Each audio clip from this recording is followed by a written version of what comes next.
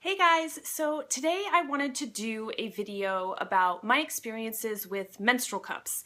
I haven't actually done a whole lot of videos on menstrual cups so far because I feel like there's a learning curve when you're beginning to use a menstrual cup. So I wanted to give myself a solid 4 or 5 months before I started talking about menstrual cups in any great detail, just because I wanted to be sure that I myself could provide something new to the conversation, because there are tons of videos on YouTube that cover menstrual cups. So I wanted to be sure that if I did say anything about menstrual cups that, it was an educated conversation. So I myself have 3 menstrual cups in my collection. The first one that I ever purchased was a Diva cup. This is the size 2, which is the larger of the 2 sizes. The second cup that I purchased was a lunette, also again a size 2. And my most recent purchase is a Schoon cup, also a size 2. I have each of these cups for various reasons, and I want to go through what I did when I was starting my menstrual cup stash, just so you guys can see maybe some of the things that you need to consider if you yourself have not purchased a cup yet, or maybe you purchased a cup, but it didn't really work out. Now you're kind of hesitant, should I even try to get another one?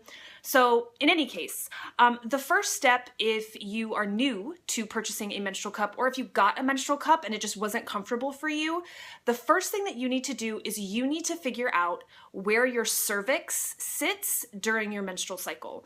So I actually checked my cervix when I was not on my period and saw that my cervix was so high up that I actually couldn't find it when I was checking my cervix. When I then checked my cervix during the first couple of days during my menstrual cycle, I found that it was still exceptionally high to the point where I could not find it.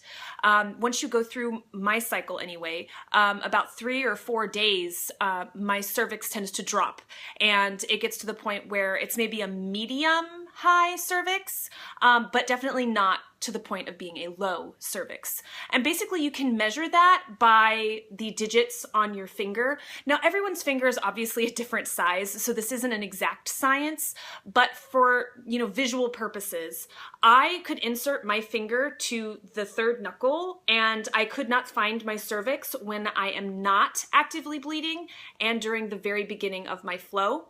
And then after about 3 or 4 days, I could insert my finger to the 2nd knuckle and then I could feel my cervix. So that is kind of what I used when determining which cup would be ideal for me, because cups have a few measurements that you need to pay attention to. So that's part 2 in considering which cup to purchase, is what sizes are available in both the diameter of the cup and in the length of the cup.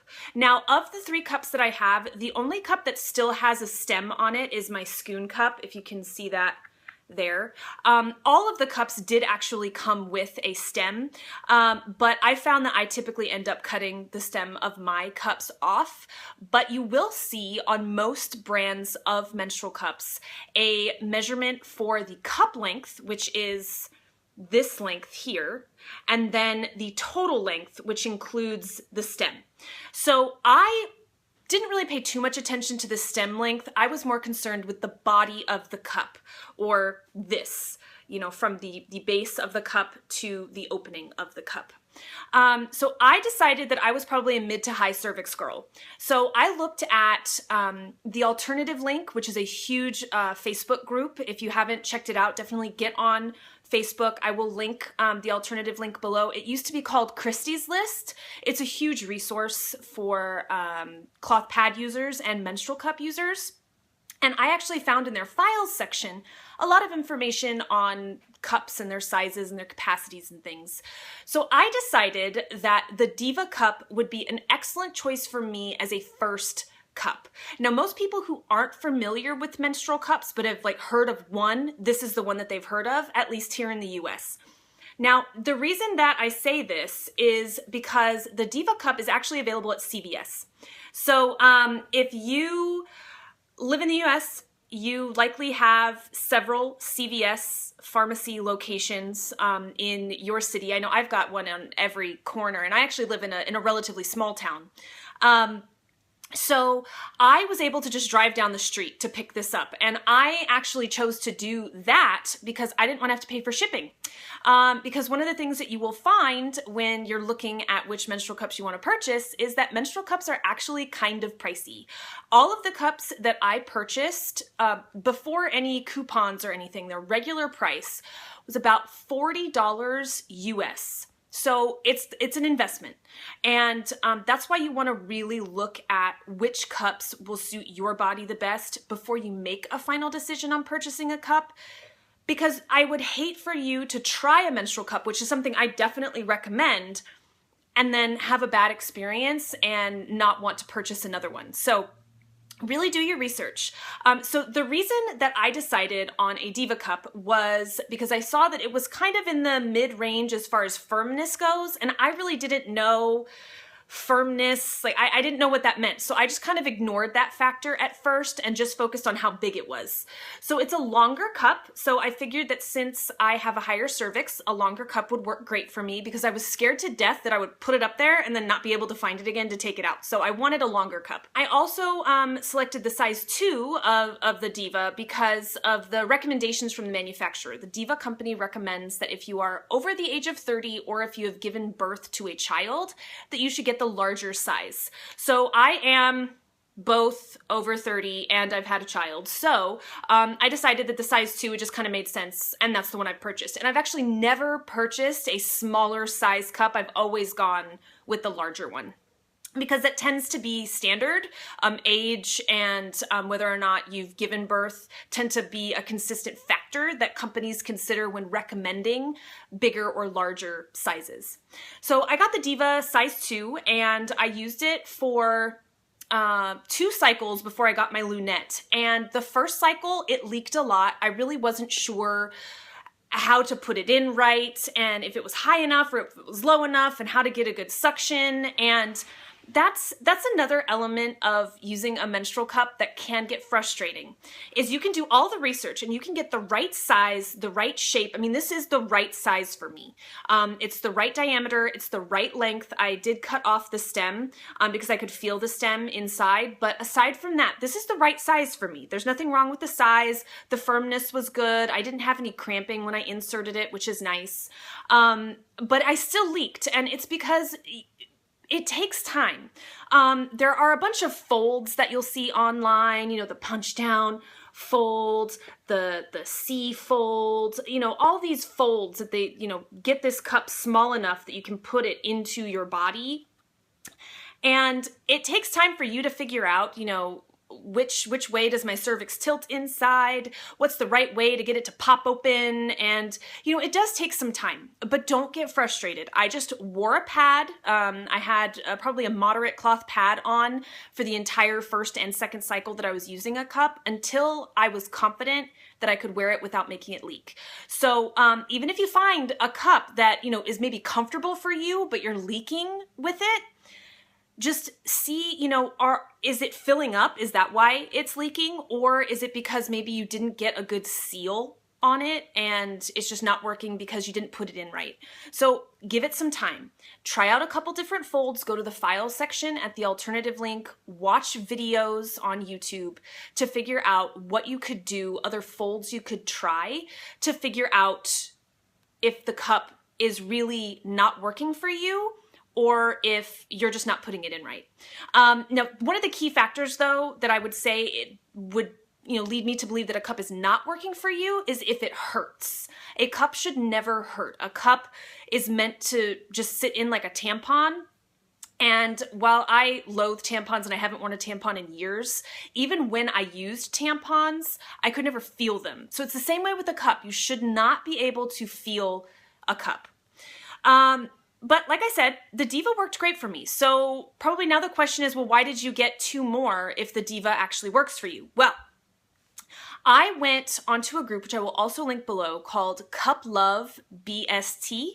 BST stands for Buy, Sell, Trade. And it is a place where you can get discounted cups through D-stashes. Sometimes they're new cups that have never been used, and other times they are cups that have, you know, maybe someone used them once and realized that it wasn't the right fit for them, so they stopped using it and they want to de-stash it. Now, before you freak out like, ew, that's disgusting, somebody else used this, yes, someone else did use this. But the way that biology works, there is no way if you purchase a de-stashed cup for you to catch anything from anyone else. So I did sterilize this cup before I ever used it, and it was sterilized by the person that I purchased it from before she sent it to me. So if you hear me say de-stashed cup, please don't freak out. It's not gross. It might not be something you're comfortable with, but it's really common practice in the reusables community because cups do have resale value. And that's another thing. When you factor in that $40 that you're spending on a cup, if it doesn't work for you, you can, I mean, typically what I see is, you know, upwards of like 50% of the cost, you can sell it to someone else. So I purchased this one for about 20 bucks and brand new, it's 40 bucks. So I got this half off and I know how to sterilize cups and I could always do a video on that, but there's videos all over the place. Pad Thai did one and I will link her video below on how to sterilize a cup. But yeah, so why did I purchase a second cup? I'm an addict when it comes to reusables. And I thought that if the Diva worked great, how would it hurt if I got another one? Because maybe I would find another one that I liked better. And not all of us have the ability to just keep purchasing cups. And I'm actually done at 3. I probably won't buy anymore. But I wanted to try out another cup just in case there was one that worked even better for me. Because typically now, if I use my Diva cup, I do not leak.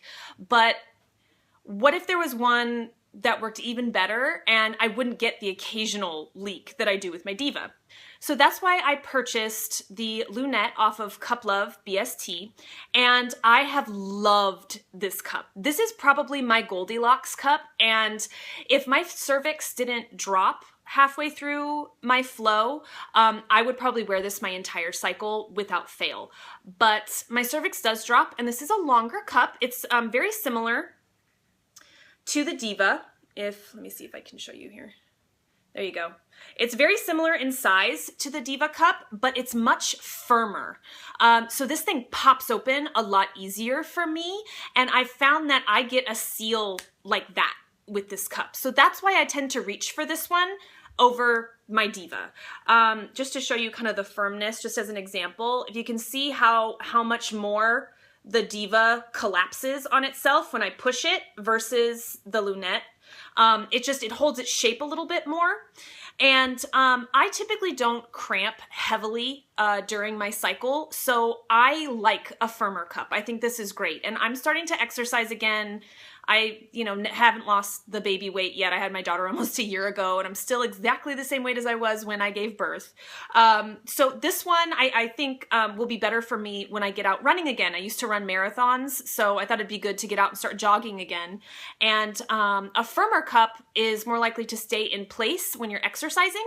So that's another reason why I wanted to get this cup. So on my heavy days, I tend to use my Lunette, but if I'm having an odd day where I'm cramping a lot and I want something a little softer so it's a little bit more comfortable, I use my Diva. So that's why I have both of these. Now, in thinking about the latter half of my cycle, I have gotten to the point now where I can only use a cup about half of my cycle because I've given up trying to make a longer cup fit once my cervix drops a little bit.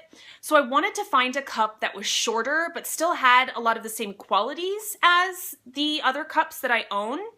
And it took me a long time, but I eventually decided on a Schoon cup. I have seen a lot of reviews on the Schoon cup, and I am going to link below the review that made the decision for me, which is the review that Amy Nix did. And Amy, who said this? I think it was Lizzie. She's another YouTuber. I think she said that she felt like Amy Nix was her spirit animal or something. I love watching Amy's videos, and her review is the reason why I decided when going with a shorter cup to go with the Schoon cup. Amy has a low cervix, so she tends to need a shorter cup anyway, so she was a good resource for cups that might be more well-suited when your cervix is a little lower. So I got this one. The color is amazing. This is called Harmony.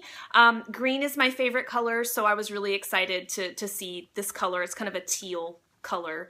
And if you compare it to my lunette, which is, you know, my favorite cup, you can see that it is the slightest bit shorter at the base. Like I mentioned, I'm probably going to end up cutting the stem off, but you can see that it is just a tad shorter, and that just, I think it's 2 millimeters shorter, is all that I needed. That's the tiniest bit of a difference that I needed to make a cup comfortable for me later on during my cycle. The Scoon cup is a softer cup than the lunette. If you were to do the test here with the Diva, you'll see that the Diva does collapse in on itself more easily than the Scoon does, but that's because the Scoon, if you look at the shape of the Scoon, it's thicker right here and firmer along the rim than it is down here in the body of the cup. This is actually really, really mushy down here, and then firmer here, so that even though it's a softer cup, it still pops open. I tend to use the punch down fold. So when I use the punch down fold, that's what it looks like. You basically tuck half of the top in on itself so that you have this really tiny little insertion point, and then it just pops right open. So that's another reason why I love the design of this cup, is that even though it's a soft cup, you don't have the struggle of popping it open, which I do occasionally have with the Diva just because it tends to be mushy equally all the way through. But that's my menstrual cup adventure, I guess. That was the journey that I took to finding the cups that worked best for me, and each cup serves a purpose. So I just encourage you to pay attention to your body and pay attention to the reviews and the specs on each of the cups that you consider buying. Don't just blindly go into buying a menstrual cup, because you might be unhappy with the results. You might just go grab a Diva cup because it's at the store and it's easy for you to get. And then you realize you have a really low cervix, and if you're not used to wearing a menstrual cup and you're trying to fit a Diva in when you have an exceptionally low cervix, you know, you're probably going to be, you know, unhappy with it, and then just think, well, that's $40 I just wasted, so whatever, moving on. And I don't want that experience to be your impression of menstrual cups, because menstrual cups are amazing.